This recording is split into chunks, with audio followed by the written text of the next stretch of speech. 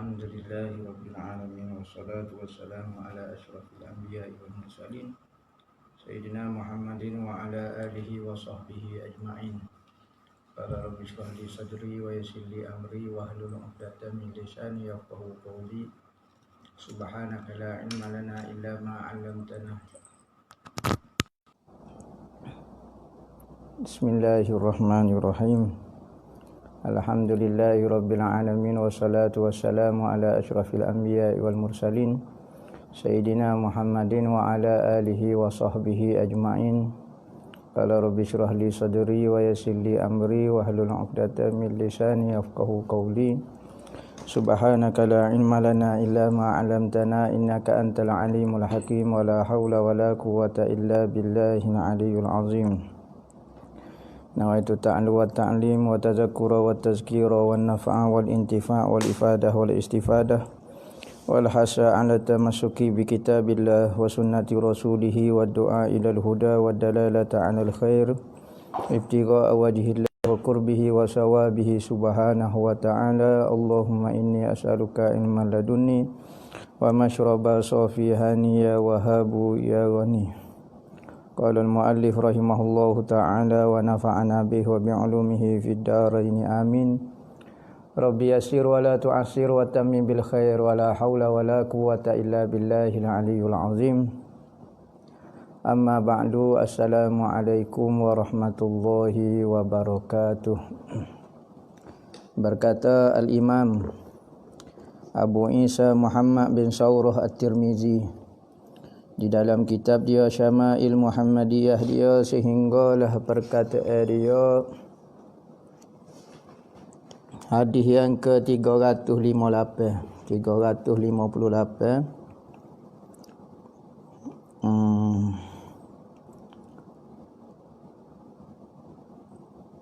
Qala sami'tu Khalid bin Umair wa Shuwaisan Aba Raggad qala ba'asa Umar bin al-Khattab Utbah ibna Ghazwan faqala intalik anta wa man ma'aka hatta iza kuntum fi aqsa biladil Arab fa adna biladil Ajam fa akbiluh hatta iza kanu bil mirbad wajadu hadza kazzan faqalu ma hazihi Basrah fasaru hatta iza balagu hiyalal jisri saghir faqalu ha huna umirtum fanazalu fazakaru hadisa bitulihi.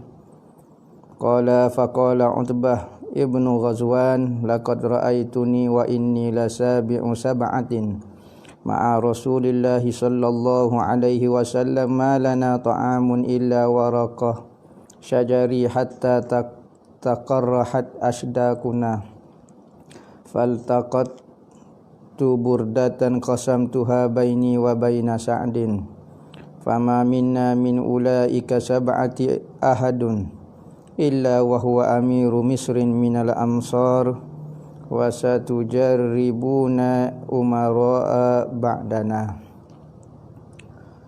Daripada Khalid bin Umar wa Shuwaisan Abar Raggad, berkata dua orang ni, Khalid dengan Shuwais Abar Raggad, berkata ia Sayyidina Umar pernah menghantar Utbah bin Ghazwan. Faqala, maka berkata ia, Utbah bin Ghazwan kata, intalik, berkata Sayyidina Umar, pergilah kamu wahai Utbah bin Ghazwan dan orang yang bersama kamu, sehinggalah kamu berada di hujung negara Arab dan paling hampir dengan negara Ajam. Ajam ni luar daripada semenanjung tanah Arab. Arab ni dia ada Arab asli. Orang yang duduk di semenanjung tanah Arab itu Arab asli, iaitu Mekah, Madinah, Yaman sikit. Mekah, Madinah, Yaman dan sekitar tanah Arab Jaziratul Arab dipanggil semua. Maka kalau naik ke atas Syam, Syria tu apa semua tu, nama hak tu dah jadi dekat dengan sempadan dengan Eropah dah. Maka katanya Sayyidina Umar mugi di hujung tanah negara Arab sehingga kamu sampai dekat dengan negara Ajam, iaitu menuju ke satu negara lo ni dipanggil Iraq. Iraq ni naik ke atas tu Parsi dah tu. Maka apabila sampai situ, maka kamu jumpa satu tempat nama Mirbat. Maka di sana kamu akan jumpa nama tempat Kazan. Maka bertanyalah siapa dia, apa itu Kazan? Maka kata dia itu Basrah. Basrah itu nama bagi satu tempat yang batu dia berwarna putih-putih kemerah, putih-putih. Ada kata batu pejal, ada kata batu lembut yang berwarna putih. Maka negara Basrah itu, negeri Basrah itu ambil sempena nama batu. Sampai situ, maka berjalanlah sahabat-sahabat sehinggalah kamu sampai kepada satu jambatan kecil. Maka di situ berkatalah sahabat tu kata, maka di sinilah kamu diperintahkan. Maknanya tunggu di sini. Maka duduklah mereka, maka menyebutlah hadis ni secara panjang lebar. Asal ceritanya, sahabat mendengar kata ada orang Ajam, orang di luar daripada kota Arab, bukan bangsa Arab lah, sama ada Farsi ke ataupun Rom ke apa, dia bersiap sedia untuk melawan orang Islam. Maka Sayyidina Umar menghantar ke pasukan yang diketuai oleh Utbah bin Ghazwan pergi kepada sempadan hujung negara Arab untuk bersiap sedia menghadapi serangan kalau ada orang Ajam, orang asing nak serang negara Arab. Maka gilah duduk situ. Ada ulama kata duduk di sempadan di Basrah. Maka gilah duduk situ sebagai persiapan. Dia panggil murabit. Murabit ni orang yang menjaga sempadan. Nabi kata antara orang yang mata dia tidak menangis pada hari kiamat, iaitu mata yang berjaga malam fi sabilillah. Maknanya seperti pahala. Kita tengoklah ni askar-askar yang duduk jaga. Kita askar-askar duduk jaga sempadan, menjaga negara, buat kem-kem, tempat persiapan nak jaga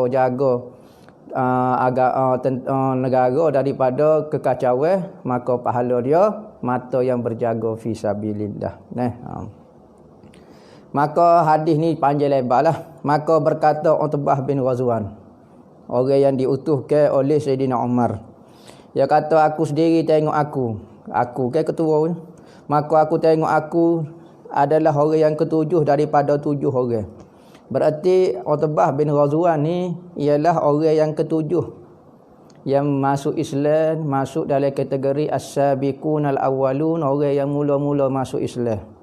Maka antara dia nama Utbah bin Ghazwan. 7 orang pada masa tu, orang baru masuk Islam, dia salah seorang daripada 7 orang mula-mula masuk Islam. Katanya dia, kami kiper saat ni, kami tengok kami makan tak ada. Habis makan, maka yang ada hanyalah daun-daun pokok. Daun-daun pokok, sahabat-sahabat makan daun. Sehinggalah pecah habis bibit kami, iaitu ni. Di hujung-hujung bibir kami luka kerana makan daun-daun yang keras dan daun-daun yang berduri. Dah tak ada makanan sahabat. Tetapi apabila diperintahkan, dia tetap taat apa dia berlaku pun. Maka katanya Utbah bin Ghazwan lagi, dan aku pernah bagi satu helai kain. Burdah ni kain kau ni kain sebar ni. Aku bagi 2, aku bagi kepada Sa'ad separuh, kita belah 2, aku separuh. Orang Arab ni dia kena ada kain ni, buat tutup tekak, buat tutup muka, buat gapo dia tujuan untuk macam-macam lah, untuk tahan sejuk, tahan gapo. Maka tak ada benda dah pakaian, maka dia kerak 2 kain sebar dia, maka dia beri kepada sahabat nama Sa'ad. So dia seorang. Fama minna, maka katanya Utbah bin Ghazwan, tidak ada daripada kami yang 7 orang.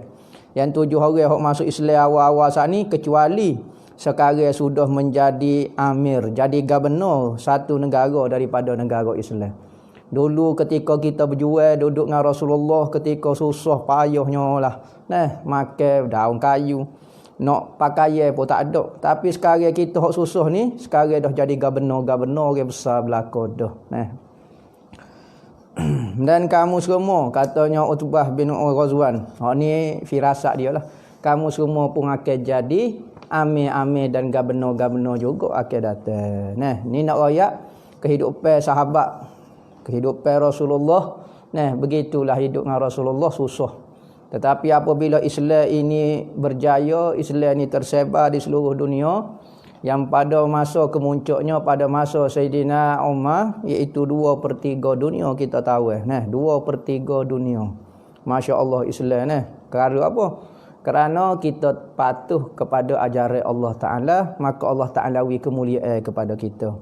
Tetapi kalau kita tak dengar kata Allah, maka Allah Ta'ala hina ke kita. Kita orang Islam hina ke apa? Tuhan nak uji kita, Tuhan nak beri balasan kepada kita supaya kita kembali semula kepada ajaran yang sebenar, dan Allah Ta'ala akan memberikan kemuliaan semula kepada kita. An Anas qala Rasulullah sallallahu alaihi wasallam laqad ukhiftu fillah ma la yukhafu ahadun wa laqad uzitu fillah wa ma yu'za ahadun wa laqad atat alayya salasuna min baini lailatin wa yaumin wa mali wali bilalin ta'amun ya'kuluhu zu kabidin illa syai'un yuwarihi ibtu bilalin.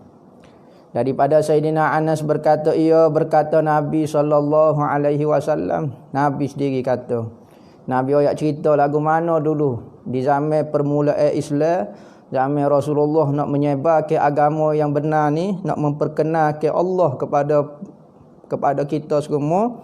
Lagu mana katanya Rasulullah, aku pernah ditakutkan pada jalan Allah, yang mana orang tak pernah rasa perasaan takut ni. Berarti Allah Ta'ala uji aku dengan ketakutan. Yang mana aku seorang ya diuji siapa peringkat. Nah, kita kadang-kadang duduk dalam Islam tak pernah Allah Ta'ala uji kita. Alhamdulillah, negara kita Malaysia secara khususnya aman, tidak berlaku apa-apa. Tengok negara orang lain kaca bila nak semaya payah, nak goni payah. Nah, tetapi kita negara kita aman, tentera, alhamdulillah. Itu apa? Nah, katanya Rasulullah, aku ditakutkan, diuji dengan takut yang mana orang lain tak pernah diuji takut seperti aku. Dan aku disakiti, yang mana tidak ada orang yang disakiti seperti aku. Rasulullah nak bawa agama Allah Ta'ala. Macam-macam orang kata. Orang katok dia, orang uguk dia bunuh, orang main maruah dia, Nabi Muhammad anak tino dia orang kena sehingga ke sakit lah apa dia jatuh lah macam-macam. Pak saudara Rasulullah kena bunuh begini, macam-macam. Maka Rasulullah diuji, disakiti perasaan dia tidak seperti orang lain. Kerana katanya Nabi, asyadun nasi balaan, orang yang paling kuat sekali diuji oleh Allah al-anbiya, nabi-nabi. Kemudian orang yang selepas daripada pakat nabi-nabi, sahabat-sahabat ko. Maka orang ni Allah Ta'ala uji menurut iman dia. Maka iman yang paling hebat pada zaman Nabi tentulah Nabi dia. Maka dia akan diuji, paling diuji. Kita kadang-kadang kita bawa agama Allah Ta'ala tak pernah diuji. Kita ngajar, kita beri penerangan agama mudah ya. Dalam keadaan aman, dalam keadaan sentosa. Ni pun kita rasa malah, ni pun kita rasa penat, ni pun kita rasa dah banyak dah dak. Berbanding dengan apa yang Allah Ta'ala uji kepada nabi-nabi dia dan orang yang rapat dengan nabi dia, iaitu sahabat-sahabat jauh bumi dengan langit. Sehingga ke pengorbanan sahabat, katanya Nabi, kalulah sahabatku mensedekah ke setengah gandum, setengah cupuk. Secupuk ni 700 gram. Dalam 300 gram gandum lebih dipandai mulia oleh Allah Ta'ala berbanding pokok kita ni orang akhir zaman mensedekah ke emas sebesar bukit Uhud. Mah sebesar bukit Uhud. Tak ada orang sedekah mah sebesar bukit Uhud. Kalau orang sedekah lagu tu, pengorbanan dia pada jalan Allah, sedekah harta dia sehingga sebesar bukit Uhud, pengorbanan besar ni. Bahkan boleh kata hampir mustahil seorang tu beri emas sebanyak tu. Orang lah ni nak beri emas bukan kata sebesar bukit Uhud. Besar pala lutut pun tak saya beri dah. Kalau besar bukit Uhud, siapa dia nak beri? Katanya Nabi, kalau kamu mengorbankan untuk agama Allah, harta kekayaan kamu sebesar bukit Uhud emas, maka tidak lebih lagi penilaian di sisi Tuhan adalah setengah cupuk gandum yang disedekahkan oleh sahabat. Kerana apa? Kerana dia nak boleh agama dulu susah, payah bergadai nyawa untuk mempertahankan agama. Kita lah ni mudah. Duduk dalam rumah, kita nak semayang, kita nak puasa, kita nak ibadat, tak ada orang ganggu. Sukanya lah ni. Hidup dalam keadaan tentera, anak isteri ke apa dia. Itu.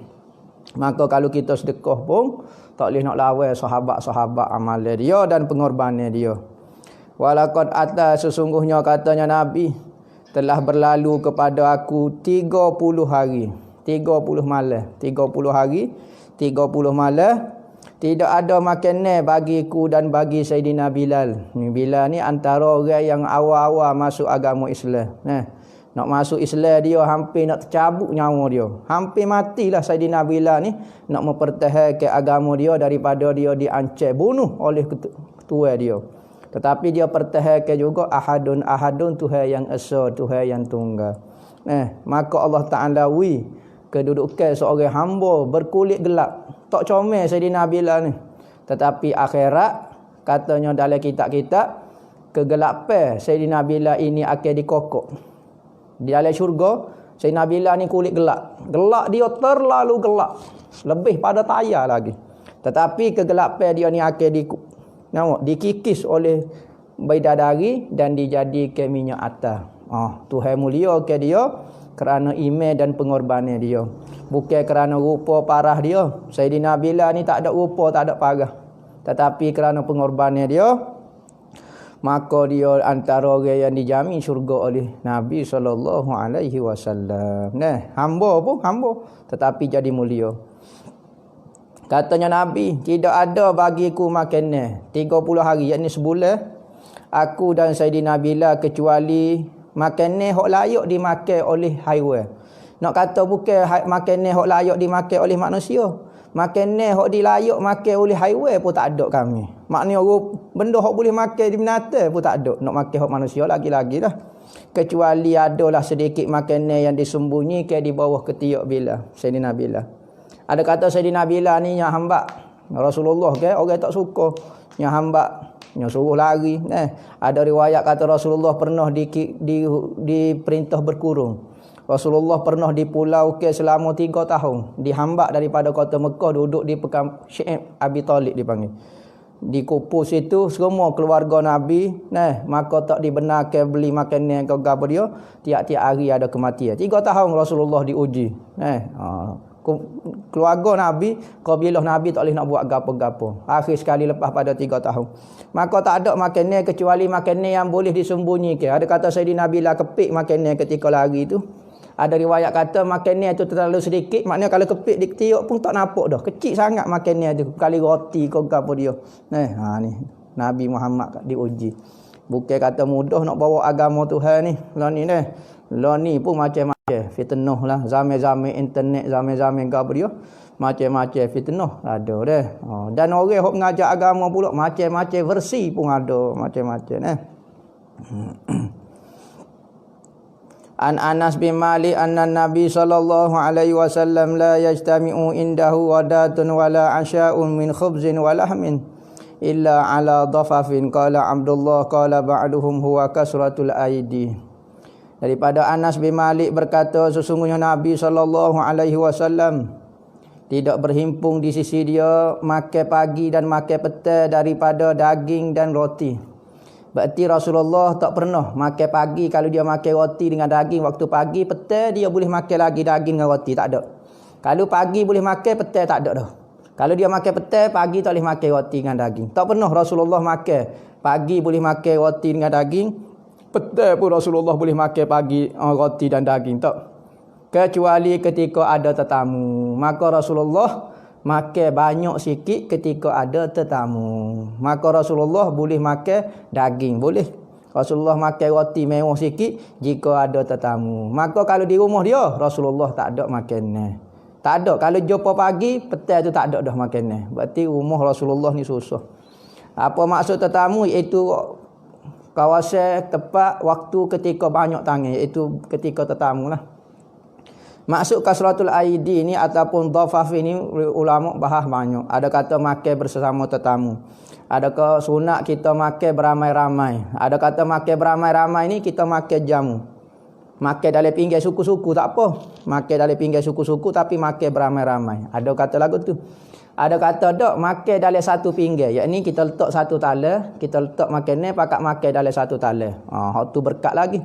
Nabi kata makanan yang paling berkat, makanan yang paling banyak tangan di dalam makanan itu, iaitu keberkatan, kesal daripada orang mukmin. Nama asarul mukmini syifaun, kesal orang mukmin itu adalah syifa. Nah, kita makan, dia makan. Jadi makan dalam tala ni sunnah Nabi dan berkat Nabi kata. Nah, dalam hadis lain Nabi makan, sahabat makan. Tiba-tiba ada orang badui mari makan sekali. Maka makanan tak jadi tak cukup. Maka sahabat kata, apa makanan kita tak cukup? Katanya Rasulullah, badui saat ni tak baca bismillah. Maka berkat tu, makanan tu hilang keberkatan dia. Nah.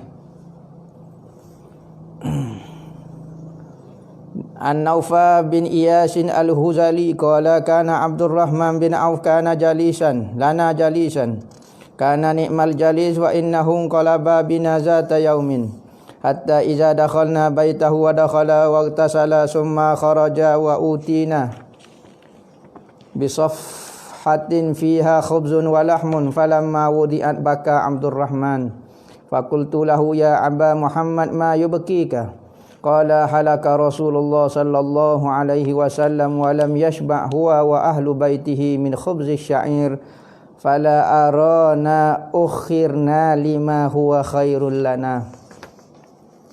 Daripada Naufa bin Iyasin al-Huzali, berkata ia adalah Abdurrahman bin Auf. Adalah ia ini tetangga kami, kawan kami lah. Abdurrahman bin Auf ini adalah tetamu ataupun tetangga ataupun saing kami. Dia adalah sebaik-baik tetangga, jiran kami. Sesungguhnya satu kali kami pergi bersiap jalan-jalan lah, pergi jalan dengan Abdurrahman bin Auf. Katanya Naufa bin Iyas ni, Abdurrahman bin Auf ni jiran kami, sahabat kami. Satu kali kami keluar berjalan-jalan dari lepas pada berjalan sudah, maka kami balik ke rumah dia. Balik ke rumah Abdurrahman bin Auf. Malik masuk dalam rumah Abdurrahman bin Auf, maka Abdurrahman pun masuk dalam bilik dan mandi. Jadi ulama kata sunat kita apabila kita keluar peluh kau apa dia buat kerja luar, masuk dalam rumah, maka sunat kita mandi. Mandi dulu barulah kita jamu tetamu. Biar rasa segar, barulah suka sikit ni peluh gap dia nak makan pun tak selesa. Maka Sayyidina Abdurrahman bin Auf ni mandi. Apabila mandi maka dia keluar berserta bawa satu bekas padanya talai lah, kita kata talai. Ada roti dan ada daging. Bawa talai, ada roti dan ada daging muka rumah dia, maka dia letak depan kami. Apabila dia letak makanan, maka Abdurrahman bin Auf pun menangis. Tuan rumah tu menangis. Maka bertanyalah tetamu saat ni,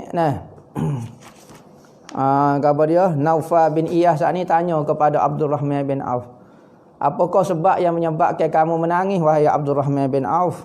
Maka katanya Abdurrahman bin Auf, Rasulullah meninggal. Sedangkan dia tidak pernah kenyang, dia dan ahli keluarga dia. Bukan kata Rasulullah, bahkan ahli keluarga dia tidak pernah kenyang daripada roti khubuz syair ni. Roti yang paling hina sekali, roti paling harga murah sekali. Maka Rasulullah roti harga murah tak pernah rasa kenyang makan. Berarti roti harga murah pun tak mampu dibeli oleh Rasulullah. Roti hak mahal lagi-lagilah makan dengan daging tiap-tiap hari tak boleh. Kita ni Allah jauh dengan Nabi ni. Maka apabila kita tak buat apa yang Nabi buat, kita akan tak pernah rasa apa yang Nabi rasa. Sama ada hak Nabi buat tu ibadat ataupun benda-benda seolah-olah kita nampak adat. Seperti makan, minum, Rasulullah makan lagu lain, Rasulullah minum lagu lain. Macam mana kita nak pernah merasai perasaan Rasulullah dan sahabat-sahabat kerana kita tak pernah buat apa yang Rasulullah dan sahabat buat. Kalau ibadat pula Rasulullah sembahyang sampai pecah kaki-kaki, kita pernah buat? Kita tak pernah buat. Apabila kita tak pernah buat, kita tak pernah rasa macam mana Rasulullah bangun sembahyang malam. Kita buat sungguh pun tak akan sama. Tetapi lagu mana perasaan orang-orang dulu. Kita baca, ada orang sembahyang sunat 1000 rakaat. Kita pernah buat 100 rakaat sehari, tak pernah buat. Tiba-tiba bila kita baca, kita suka mendustakan cerita orang. Cerita ni mengaruh. Cerita ni gini. Dia kalau nak semaya 1000 rakaat ni 2 hari setengah baru sudah. Tanya dia, awak pernah semaya tak kapit fardu 22 rakaat? Tak juga. Ya, awak tak pernah praktik, tak pernah praktik. Sebab tu awak tak tahu apa, awak minat kritik saja. Orang sekarang ni suka kritik, amalan tu kurang. Zaman-zaman dulu salafus soleh, ulama-ulama dan orang-orang jujur zaman dulu minat beramal, minat tak pernah tanya hadis ni sahih ke tak sahih, rajin beramal. Orang sekarang suka tanya hadis sahih saja, beramal tak pernah beramal pun, suka tanya saja. Jadi orang lah ni teori saja, Doraemon semata-mata, buat tak buat langsung pun. Jadi amalan semakin berkurang. Apabila amalan semakin berkurang, ilmu saja banyak. Ilmu bukan bahas macam Allah, duk berdebat lagu ni, duk berdebat lagu ni. Tanya hak berdebat tu demo tahajud ke? Tak tahajud. Demo baca Quran sekali sehari ke? Tak pernah. Jadi lagu itulah kita sekarang ilmu tu akan berada di buku-buku. Maka orang yang beramal semakin tak ada. Akhir sekali tinggallah buku semata-mata, praktikal dia tak ada. Akhir sekali timbullah golongan ilmu agama yang tidak faham apa yang ada di dalam kitab dia masing-masing. Sifat sabar ni lagu mana tak tahulah. Orang zaman dulu dia beramal lagu ni, tapi saya tak pernah tengok contoh dia. Maka akhir sekali ilmu-ilmu agama semakin berkurang. Kerana ilmu bukan berada di kitab berada di dada-dada orang-orang alim. Berada di amalan-amalan dan perwatakan dia. Apabila mati orang alim, maka tak ada lah amalan dia dan semuanya. Maka katanya Abdurrahman bin Auf, aku fikir tidak ditinggalkan lebih lama berarti lebih baik bagi kita. Maka aku nampak kita ni tak mati-mati lagi. Rasulullah tak ada dah kita ni dilewatkan, nampak tak ada kebaikan pun kita dilewatkan. Maknanya kita tak mati lagi, kita boleh hidup nampak Allah, duduk dengan Rasulullah. Nampak lah ni kohon kita ni kohon lala nampak. Apabila duduk lewat lagu ni tak mati-mati lagi katanya Rahman. Jadi kau bukan tak ada kebaikan pula bagi kita. Ni kata Abdurrahman bin Auf. Abdurrahman bin Auf ni suhulah kaya.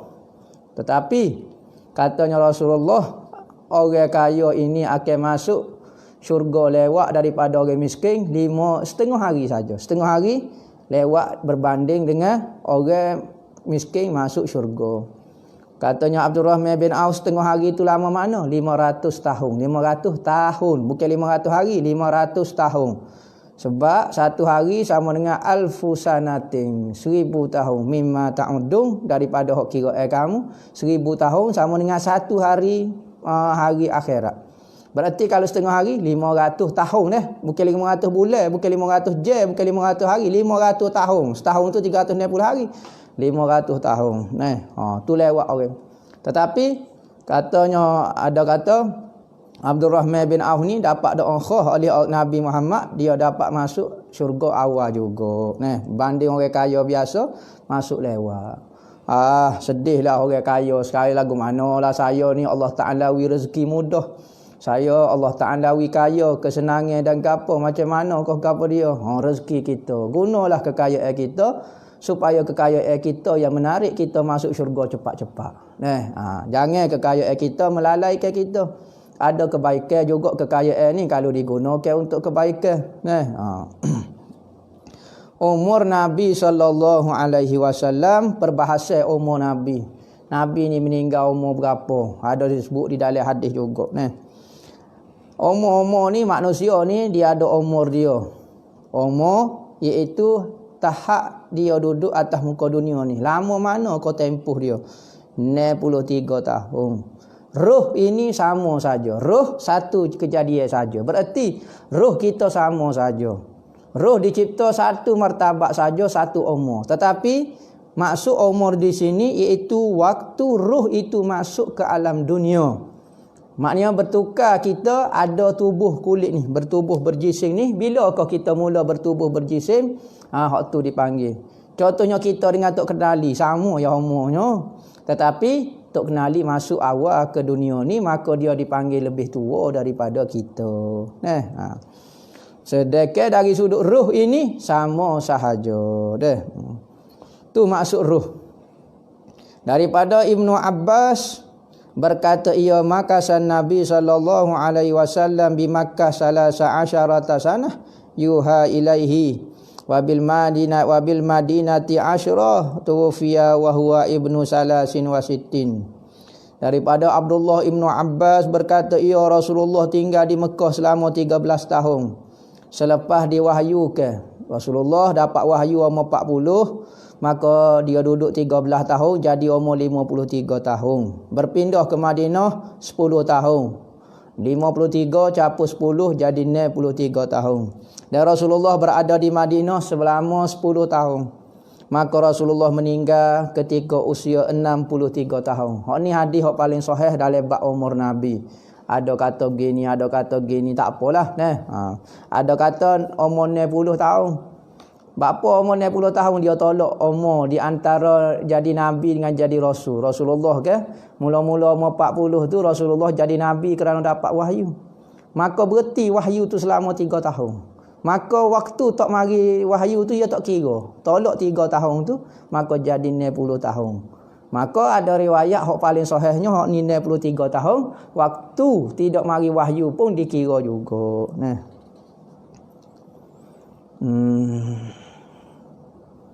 Anjari an Muawiyah annahu sami'ahu yakhtubu. Mata Rasulullah sallallahu alaihi wasallam wa huwa ibnu salasin wa sittin wa Abu Bakrin wa Umar wa ana ibnu salasin wa sittin. Daripada Muawiyah sesungguhnya mendengar Jarir akan Muawiyah berkhutbah.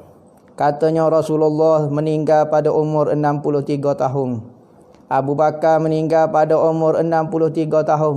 Sayyidina Abu Bakar. Sayyidina Umar pada umur 63 tahun. Ada khilaf. Ada kata 65, ada kata 58. Khilaf.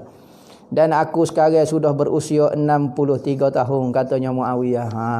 Maka sunat kita apabila umur 63 tahun, berhati-hatilah kerana umur tu umur meninggal.